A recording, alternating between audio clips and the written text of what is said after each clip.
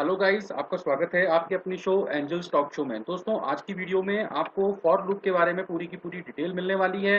For loop में किस तरीके से हम फॉर लूप का यूज़ करके कैसे प्रोग्राम्स को बनाते हैं, कैसे फॉर लूप के साथ में एल्स स्टेटमेंट का यूज़ करते हैं, कैसे फॉर विद रेंज फंक्शन का यूज़ किया जाता है और कैसे नेस्टेड फॉर लूप का यूज़ किया जाता है।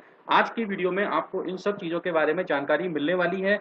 दोस्तों, सबसे पहले आपको अपने इस प्रोग्राम में हम आपको एक नंबर की टेबल प्रिंट कर कर दिखाएंगे। तो उसके लिए हम यहाँ पर कमेंट में लिख देते हैं कि write a program to display table of any number. अब हम यहाँ पर एक नंबर यूजर से एंटर करवाएंगे at the time of run time. Input enter any number. जो नंबर यूजर एंटर करेगा उसकी टेबल इस फॉर लूप के थ्रू डिस्प्ले होगी। अब हम यहाँ पर एक लिस्ट ले लेते हैं। लिस्ट में वेरिएबल्स को प्लेस कर देते हैं 1 2 3 4 5 6 7 8 9 और 10। यहाँ पर लिस्ट क्रिएट कर दी है। अब फॉर लूप का यूज़ करेंगे। यहाँ पर हमने आई वेरिएबल लिया हुआ है इन लिस्ट और प्रिंट, और इस प्रिंट फंक्शन में हमने आई इंटू नम ये कर दिया है। और अब इसको हम यहाँ पर रन करवाएंगे।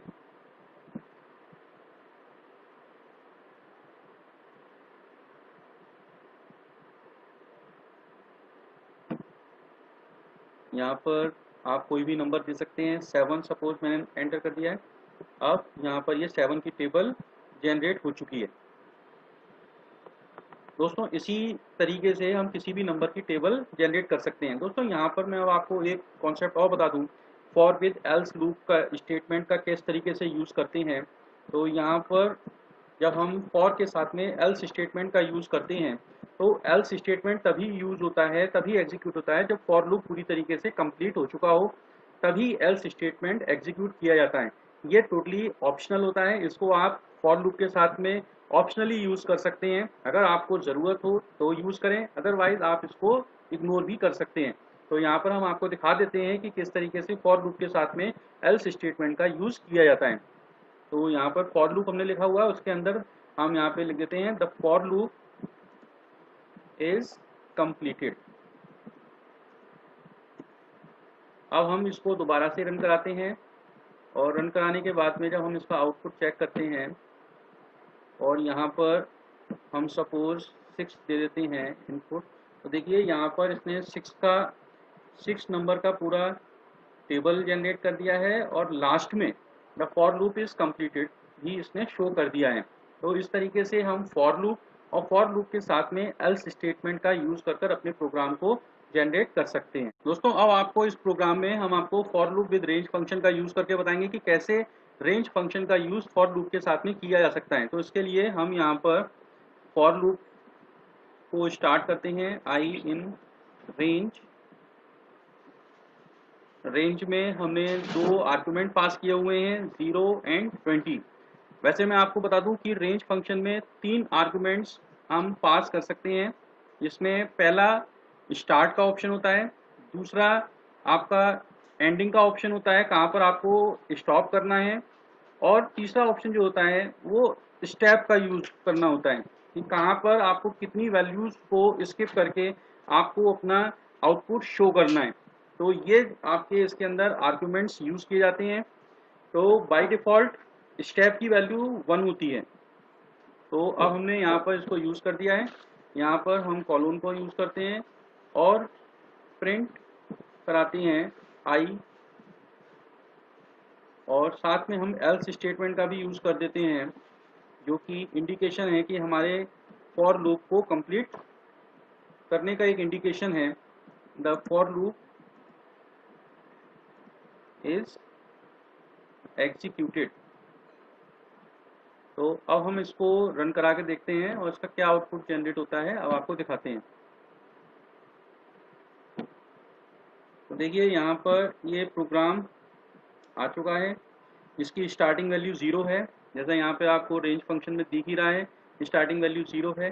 एंडिंग वैल्यू 20 है, तो एक कम कर कर हम यहाँ तो कम कर कर इसकी वैल्यू शो होती है, तो इसकी इसीलिए लास्ट वैल्यू जो है वो 19 है। टोटल 20 इसमें एलिमेंट शो होंगे स्टार्टिंग फ्रॉम 0 टू 19। एक वैल्यू कम होती है एंडिंग की वैल्यू से। तो यहाँ पर प्रिंट हमने करवाया हुआ है, तो ये सारी वैल्यूज यहाँ पर प्रिंट होके आई हैं। और लास्ट में एल्स स्टेटमेंट में जो हमने the for loop is executed लिखा हुआ है, तो वो भी शो हो रहा है, जिसका इंडिकेशन होता है कि अब हमारा फॉर लूप कंप्लीट हो चुका है। तो आपको नेस्टेड फॉर लूप के बारे में बताते हैं। नेस्टेड फॉर लूप मतलब एक लूप के अंदर कोई दूसरा लूप, यानी कि जब हम फॉर लूप की बात कर रहे हैं, नेस्टेड फॉर लूप की बात कर रहे हैं, तो एक फॉर लूप के अंदर जब कोई दूसरा फॉर लूप यूज होता है, तो ऐसे स्टेटमेंट को, ऐसे लूप्स को हम नेस्टेड फॉर लूप कहते हैं। दोस्तों यहाँ पर हम अब कुछ लिस्ट बना लेते हैं। पहले लिस्ट 1 इज इक्वल टू, हमने इसमें कुछ डेटा आइटम हमने रखे हुए हैं, लाइक फ्रूट,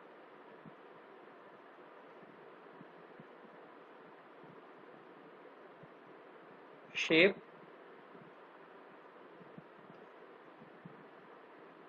एंड कलर।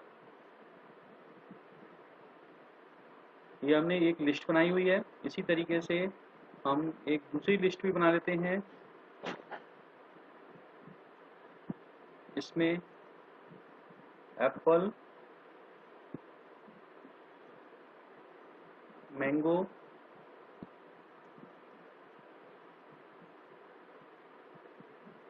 और ऑरेंज, ये हमने 3 लिस्ट बनाई हुई हैं और उनके अंदर हमने डेटा एलिमेंट्स को सेट कर दिया है। अब हम यहाँ पर फॉर लूप का यूज करते हैं।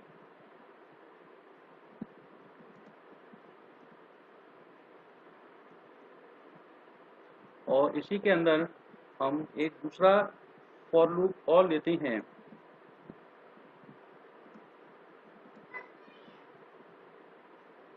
जिसमें हमने y वेरिएबल लिया हुआ है, और आउटर लूप जो है उसमें हमने x वेरिएबल लिया हुआ है, और इनर लूप में हमने y वेरिएबल लिया हुआ है। अब हम यहाँ पर प्रिंट कराते हैं वैल्यू, प्रिंट x, y। अब इसकी वैल्यू प्रिंट कराने के बाद में जब हम इसको रन करवाते हैं, इस प्रोग्राम को रन करते हैं,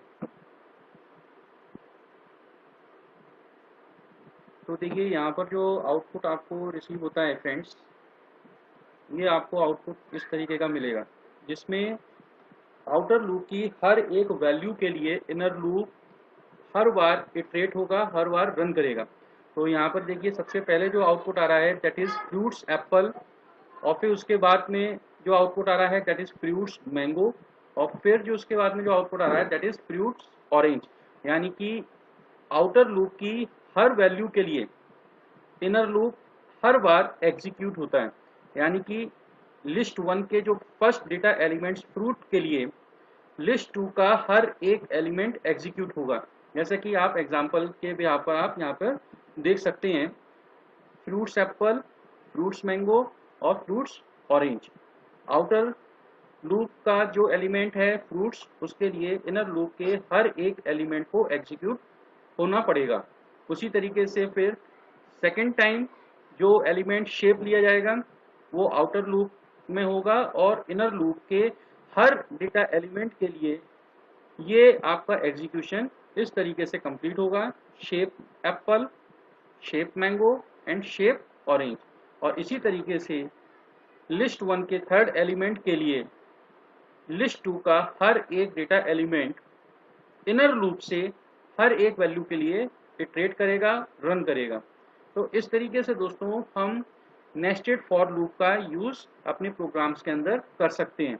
मैं उम्मीद करता हूं कि आज की वीडियो से आपको फॉर लूप के बारे में, नेस्टेड फॉर लूप के बारे में, for loop with else statement के बारे में ये पूरी की पूरी डिटेल आपको हमने प्रोवाइड करवाई हुई है, आपको समझ में आ गई होगी।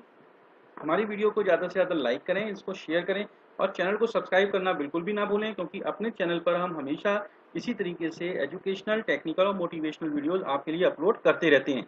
मिलते हैं अगली वीडियो में एक नए और इंटरेस्टिंग टॉपिक के साथ। तब तक अपना ध्यान रखिए। जय हिंद, जय भारत।